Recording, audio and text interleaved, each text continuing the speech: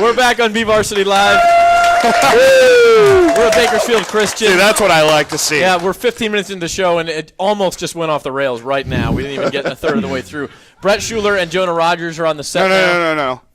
Dragon for the rest of this segment, please. Dragon. Ooh. I thought he was – wait, 2 seconds ago he was Forrest Gump. No. Dragon. I have been told to call him Dragon. All right, Dragon? Dragon. Okay, cool. I like it. Where did that come from? That came from the movie Step Brothers, where Okay. John C. Reilly calls himself Dragon. And Did we just become best friends? we did. You want to go do karate in my garage? Yes, I do. Let's go. You turned your garage into a dojo. All right. Hey, I think we're getting to see a little bit. Pull that mic up to your face just a little bit there, Dragon.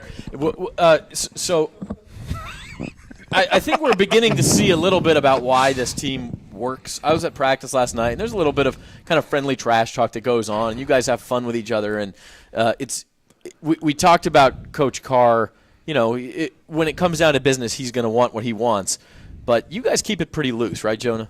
Yeah, we like to have a fun practice, you know, because when it's like low and down, coach like to yell, and we don't like when he yells because then that means we got to go to the sidelines to run. We don't like running. We just like to have a smooth practice and everything gets good. But how does that mentality switch so quickly for you guys when it gets to game time? When it comes to game time, we know that we're one and done right now. So, like, if we lose, we're out. So we can't be messing around when it comes to game time. We usually start off flat, but, like, that we had to fix it. We can't be, messing around. Brett, you're not messing around at the dinner table, are you, before game time, right? No. Wow. No. What are we doing? What's your pregame ritual? Pre-game ritual. I just stay quiet in the locker room. That's one of the things. That's one of the things I like to do. You got the loose one, didn't you? I do. Yeah. All right. That's not okay. Is that better? I've done a whole broadcast That's of that fine. thing before. Yeah, so- Yeah. I just stay quiet in my locker. Sometimes I'll have people slap me in the face. Really? I will. I do that for broadcast myself. Just kidding. Yeah. No. Like I'll have people slap. I haven't had it as much this year. I could but still do it right now, Zach. No. You're one of those people who gives high fives way too hard. Though. Yes, I It's do. like, yeah. Now wait a minute. Before you finish, who's the designated slapper? our left tackle Tyler Sweeney or Jason Gauthier are. Okay. But it's only. I mean, there's like a specified time they have to do that. Any other time, it's trouble, right? Yeah. If they do it, like, slap on a me in the Tuesday. ear, I'll get pissed. Okay. Because you don't slap me in the ear. That just boxes my ear, and then I'll get really pissed. But I thought that was the point, was to get you angry. No, Okay. you don't slap me in the ear. Okay. All right. You don't slap anybody ever in the ear. We're just trying to get this straight. Sometimes Some people they'll say, was that Fight Club where he goes, "Did you just slap me in the ear?" Yeah. Yeah. So anyway, This whole- I'm sorry. Continue. This show just went off the rails, They'll, and I love they'll it. slap you. You try to stay quiet. But what's Trevor talking about? What's he going on about eating? I mean, do you have a pregame meal? Peanut butter and jelly sandwiches. Okay. How many? Sometimes, I have a peanut butter and jelly sandwich. Sometimes in between quarters. Okay. I'll have one at halftime, and then I'll have in between first and second quarter. Have one at halftime. Have one in between third and fourth quarter, and then have one after the game. Hey, at least he's not trying to put mustard on a hot dog during the game like Mark Sanchez. Do you remember when Mark Sanchez got caught putting mustard on a hot dog in the middle of the I do game? remember that. Yeah. Mark Sanchez is famous for a lot of things, and not very many of them are good. Yeah, he was famous for something that Brett was just about to do before we came live. Yeah. It has to do with the dairy hair. Hey, Jonah, Friday night you had a huge game. And it's not that we had not heard your name before or knew. In some ways, to me, it was sort of your coming out party. Talk about your preparation for that game, and were you just in a zone that night? Did you feel like you played better than usual, or what was that like? On the bus drive up there, I usually just keep to myself, my music in, and don't really talk much. But when we got on the field, I just walk around, get a feeling for the field, look at the team while they warm up, get some exchange looks. But usually, I feel like I play the same every night, just come out, give it my all, do what coach tells me to, and he usually puts me in the play where I should get the tackles and help out the defense. Yeah, Jonah! All right.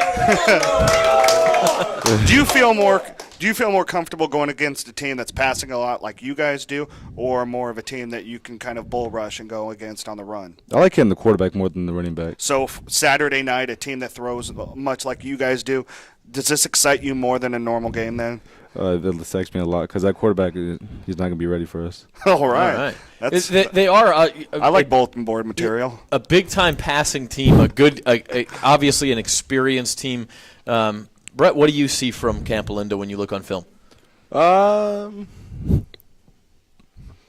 see little guys. You know, I have this passing technique called the wave. It's when I get people that are shorter than me, I'll like pass at them and then I'll let them go, and then I'll just kind of just fall on top of them. Okay. I'll just like stand up tall and then I'll just fall on top of them. That's when I see little guys like that. But then they got Camp Olinda. They have the 89 guy, so he's gonna be a challenge. Yeah. Which I like that. I like a challenge. I think they're about to tell us chicken nuggets and Jell-O is on the menu today. Oh, this is tomorrow's lunch menu? Okay. Oh, yeah. Hey, guys, it's a state championship game, though. I mean, you said you were excited for it for other reasons, Jonah, but it doesn't get any better than this, especially considering you can play it at home here in Bakersfield. What's that do to you as far as approaching this game maybe differently than you approach other games? This game is usually just the same to me. Just because it's state, playoff, any game, I'll take any game seriously. It just feels good to be playing a state game at home and not have to driving because, you know, when we get to stay home, all the people get to come see us. Like, they're coming to us. We don't have to go to them. So it feels good for, like, just to stay home and to get to, you know, wait for them to come to us. Toy drive tomorrow, everybody. Y'all bring in gifts if you haven't already, okay? I didn't want anybody to miss that announcement. Santa's real, right, Brett? Yes, he is. Okay. Brett, you were a freshman on the team that went to state. I was. What is this experience for you like from then until now? Obviously, you're playing a lot more now than you did back then. The situation's different because you were in a 20,000-seat stadium at StubHub Center to being in your home field. Just tell us about the difference between then and now for you. Well, for then I was just ready for the season to be over with, you know, to get into the next sport.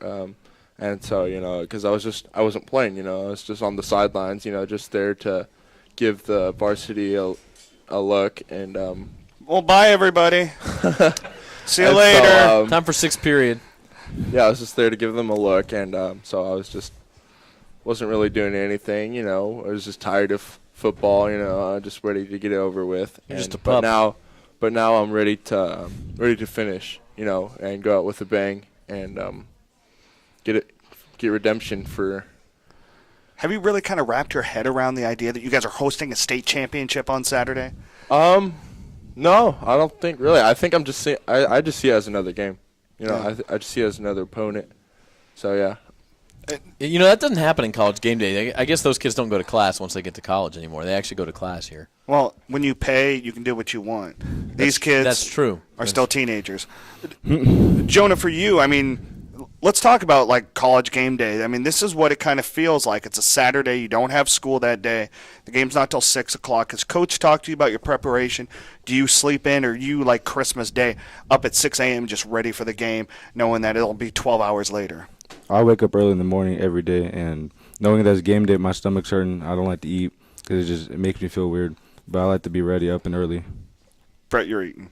I'm eating. You know, I'm sorry, Dragon. Peanut butter and jelly sandwich isn't counting. Yeah.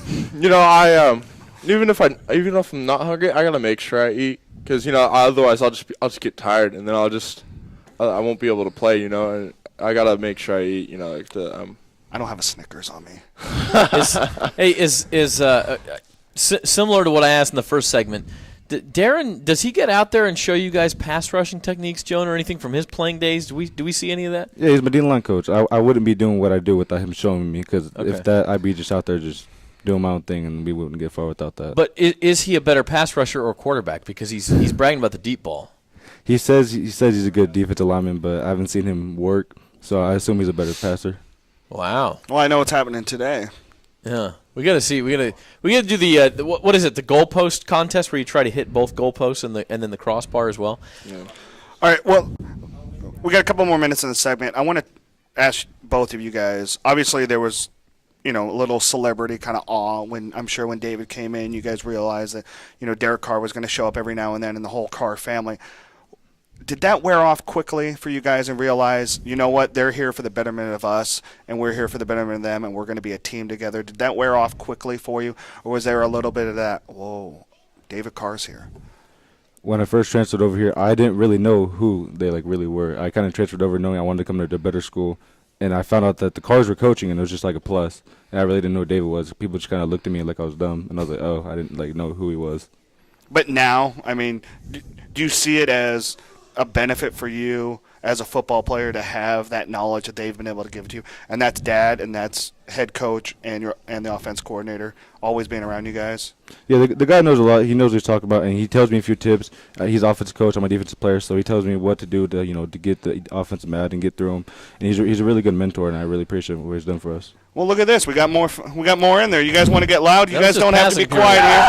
You guys are live right now.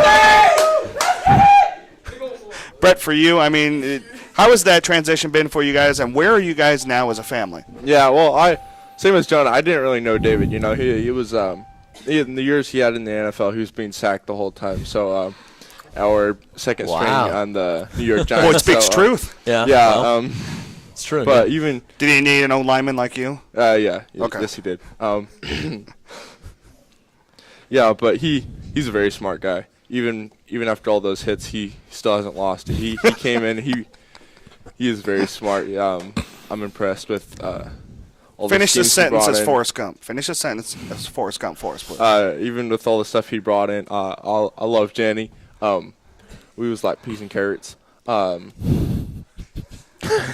are you guys ever going to sit down and have yourselves like 13 Dr. Peppers? We are. Okay.